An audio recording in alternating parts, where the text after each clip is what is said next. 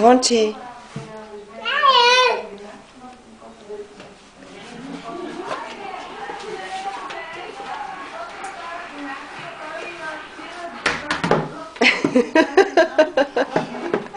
Как ли ги вършиш, бе, мамо? Защо си слагаш тази кофа на главата? Едно време, като играех в театър, играех до 7-ми месец. В момента, в който се върнах на Пловдена, тъй като театъра ни там се изявяваше лятото, и спрях да играя на сцената. Ужас, аз станових, че съм дребна. Хайде, стига толкова. Махни я тая кофа.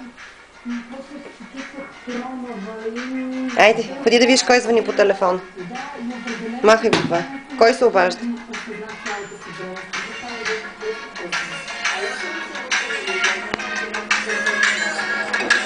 Айде, обади се на Катето.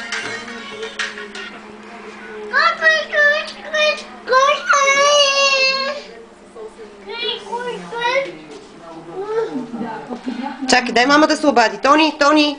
Тони, дай телефона, маме!